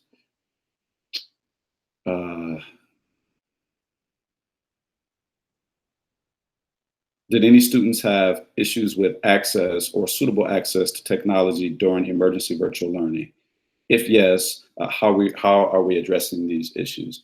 There were surveys that went out, and this from an equity lens particularly, there were students surveyed by our multilingual department, and I believe Julie Harris also requested or received data and feedback from students receiving specialized services around needs for technology access, and we are using that data to inform the outreach that we provide and our responsiveness to student needs for technology and internet connection. All right. Other questions? Oh, hey, Susan, and then Sachin. I just wanted to add the question related to devices and access to internet. A question that has come up and I know is being talked about is the fluidity of that connection. I think all of us have been on meetings where somebody freezes or their voice is breaking up.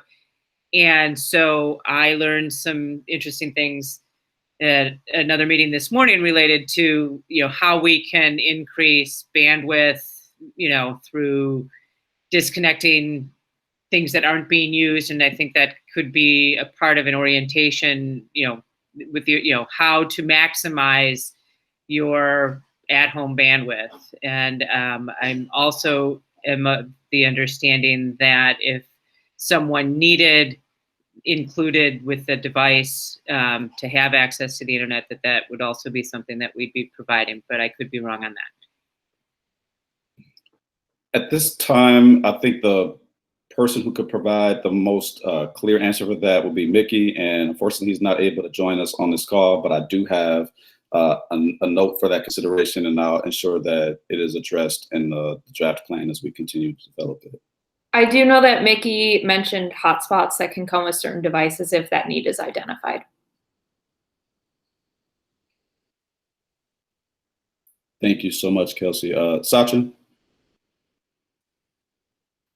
Yeah, so I think Sarah kind of mentioned some of what I was thinking. It goes back to the synchronous versus asynchronous question. And, I do think I completely agree and know that we need to create more face-to-face opportunities or synchronous opportunities for creating connections between students and making sure that we have those. And I know that it was really inconsistent across classrooms and grade levels in the spring. And I think that is important. And I do think we need to make a priority out of that. I personally feel like that, that is a big improvement that we can make.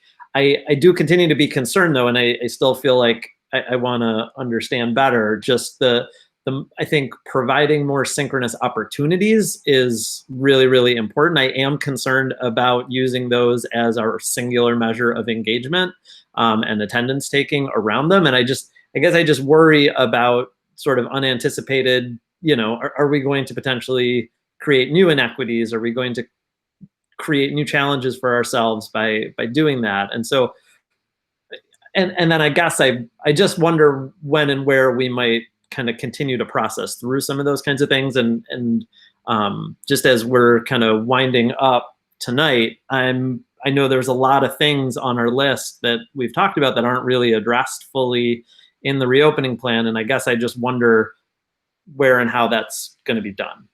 All right, two points, and then Nate, I'll go to you. At no point was it suggested that we would be using synchronous learning as a singular measure for student engagement. In fact, what was said is that we need to more clearly define what student engagement means and then define the metrics by which we would measure that. So I just want to be clear that it was never suggested that synchronous learning would be the singular metric by which we would measure engagement. So thank you for that, and I hope that clarifies that concern. Secondly, also mentioned, so the purpose of this meeting is to solicit more considerations and concerns such as the ones that you are making, and use these opportunities to improve what we currently have in the draft plan. So the next step is, as we are having these discussions and recording these considerations, to then bring this back to the development of the plan so that as it is finalized and presented to the board, these considerations and topics are addressed in greater detail.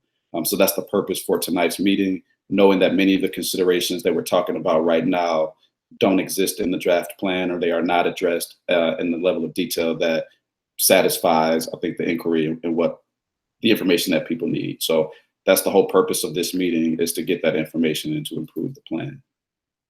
Nate, go ahead. Yeah, thanks, Sam. I wanted to respond to what Sachin is bringing up as well. And I want to reiterate one thing that I heard Joe specifically talk about. Joe Paddock talked about that. He used the word structure, and that there was a lot of call from families, from from staff, from students about having that structure. Like, I know when I need to log in, I know what time that's going to be, and that'll really help a lot of families, especially our families with multiple children, kind of have, you know, be able to put together their game plan, right? At the same time, we have to balance that structure with the need for flexibility, right? We can't have structure without flexibility, and we can't be totally flexible without any structure.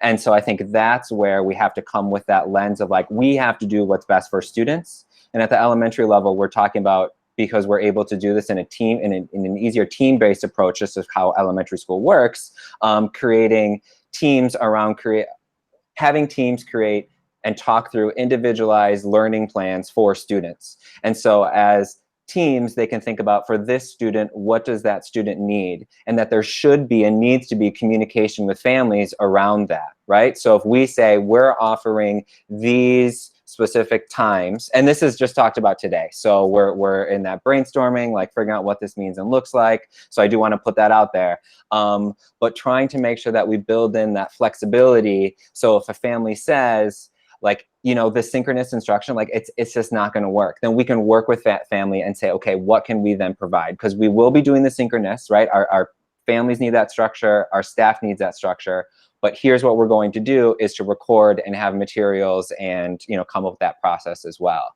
and work with the families as best we can while maintaining the structure that we need to be successful as well.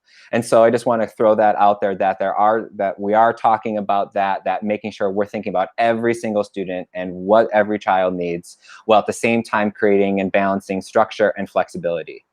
It's hard to do, but we have that's the work that we're going to have to do, and we'll be doing that in staff. So we talked about that a little bit earlier today in our staff meeting, that we're going to start to do that work in kind of building based and staff based. And again, I'm speaking at the elementary level, but that's kind of where we are right now. So I wanted to throw that out there for our youngest learners. Thanks so much, Nate. There's a couple of questions or comments in the chat box that I want to make sure we just address, or at least read. I know that also we're coming up toward the end of our time. I will be available to hang out on this call after the meeting, and I'll also put my email address in the chat box if you want to reach out to me directly.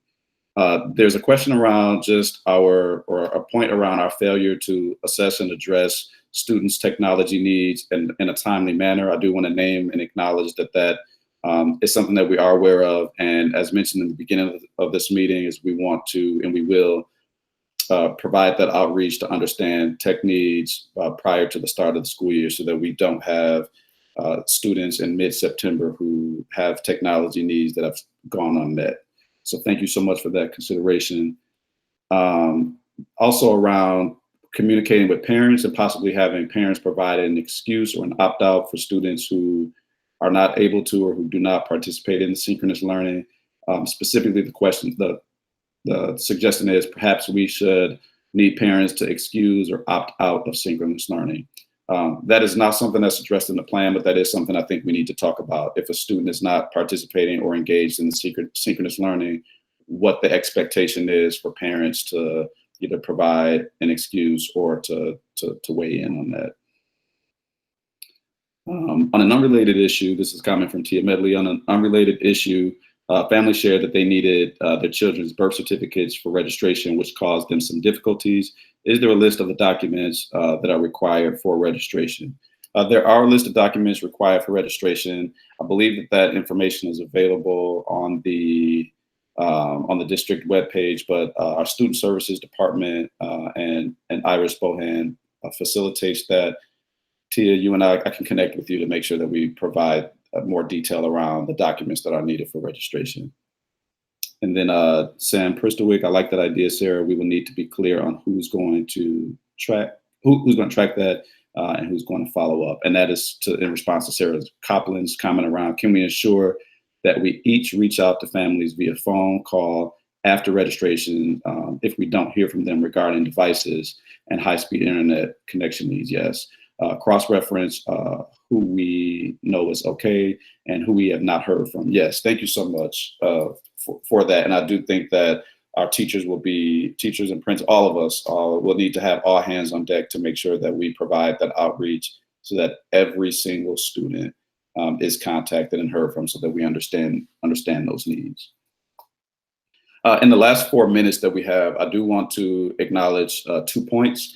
The first point is the majority of tonight's conversation and considerations focus specifically on the virtual plus learning model, and also included in the plan is our health and safety components. We have not had an opportunity in this discussion to attend to the health and safety protocols and recommendations made in the draft plan, but I do encourage those of you who are on the call and those who will watch this video later to access that document. In the agenda, there is a link to that draft document, which gives access to the details in draft form around our health and safety protocols. And so just want to acknowledge that we did dedicate the majority of this time in our discussion to addressing the teaching and learning aspects, but then also noting that there are part of the work group team members who dedicated a significant amount of their time to address the health and safety concerns. And so we appreciate that. And we also will continue to work with those individuals from the work group to provide detail as needed around concerns and considerations that fall under the health and safety category. And then lastly, I just want to, again, reiterate my appreciation and thank you for the grace that has been extended to us as educators from our community, and then those of us as educators who are also extending grace and understanding to students and families during this time.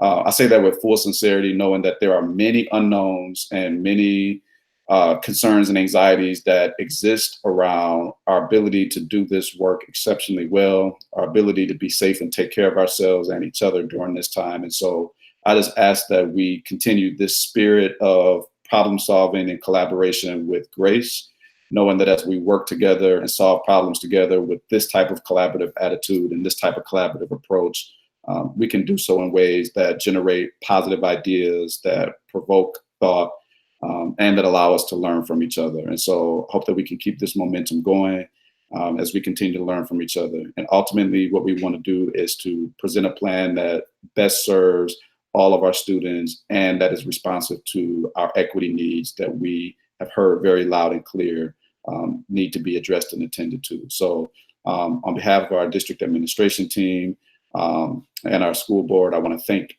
each of our teachers and community members and families and our students for participating in this work, and just to know and name that our work will not be over once we make the plan and once we recommend that, but that we will continue to learn throughout the 9 weeks of our first semester and make those adjustments as we learn. And so again, thank each of you for your time, for your commitment to this.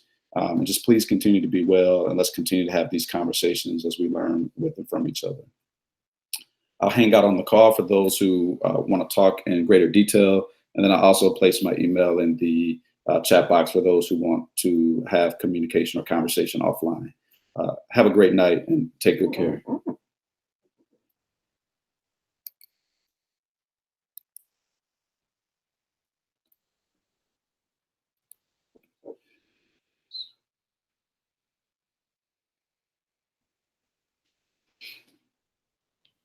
Sam, I have a question.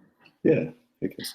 And I don't know if maybe Brian's the one to answer this, but with the report, the recommendations being submitted to the school board on the 28th, so a week earlier, are we continuing to meet as a work group past that? And how long will that continue? I did see a couple of calendar invites after the 28th date, but I wasn't sure if those were indicated as reoccurring invites erroneously, or if there are in fact scheduled meetings that'll continue. Let me check with Brian and Kelly on that, and then I can get back to you on that. I mean, it's not urgent. It's just, eventually as we transition to hybrid and then to face-to-face, there are going to be other challenges that we'll have to talk about. And then specifically regarding like this kind of equity extra meeting, are there plans for this to continue, or maybe if not in this exact format, as some sort of continuing discussion about equity as we enter into virtual learning, what's working, what's not, et cetera? That wasn't planned, but the point that you're making is I hear loud and clear, and we need to. Like, we have to continue to meet and monitor and discuss this. I know that wasn't part of the initial plan, but we certainly will do that. Okay, cool. Yeah. Thank you so much. Yeah. That's it. Thanks. Take care. Good night. So Sam, can I just follow up to Kelsey's question? You think we'll do that as a, I know you're on the spot right now, but as a work group or internally kind of gauging teachers and then checking in with families? I wonder about the people involved in these conversations. It's a pretty small, narrow band of who we really need to have inclusive of these conversations. So I think the how we have those are going to be essential and really important to consider. How do we get more disparate voices? I think kind of to John's earlier point this evening, how do we get those disparate voices included as well? Yeah, I'd like to work with you and John and Tia, some of our other students, to figure out how to, like, what that could look like going forward. I think if we continue to meet as a work group, we're going to marginalize and disenfranchise some of those voices. That's my initial reaction. So I think we need another mode or another rhythm or routine or way to have those conversations. And I think if we continue to meet in this format, we're going to limit the voices of who can participate in this. So I don't have the answer for that, but let's figure that out so we can address that. Thanks. Hi, Sam. Hey, Kate, how's it going? Good. I apologize. I missed the first part due to a family function, and I apologize if this was already addressed, but just thinking about from the literacy lens and thinking about our youngest readers and learners and thinking about an extra focus. I don't know if it needs to be explicitly stated in the plan, but I know it did come up at the meeting last week, some concerns about kids that are beginning to learn to read. And maybe some thinking around looking at components of the ICS model and some of that co-serving. I'm thinking about the reading team and the possibility of collaborating in that sense with primary teachers. It came up at the elementary meeting today to have kind of a work group around teaching reading virtually. And so I just wanted to put that out there as something I'd love to explore more, especially from an equity lens and thinking about how critical early literacy is. Yep.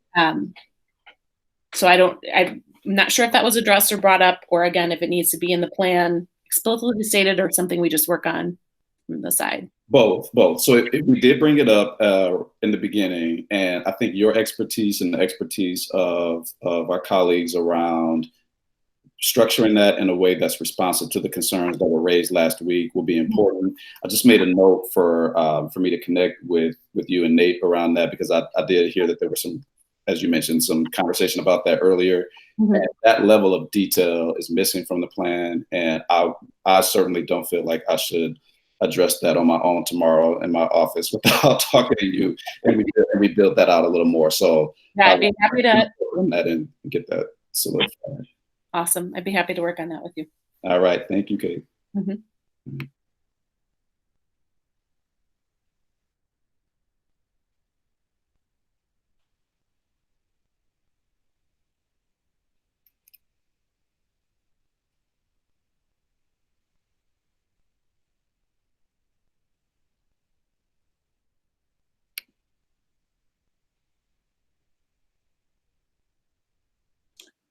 Since no one else is saying anything, thank you, Sam, for hosting this meeting. I think it was extremely informative. I think I learned a lot, and I definitely believe that it addressed a lot of what we were hoping for.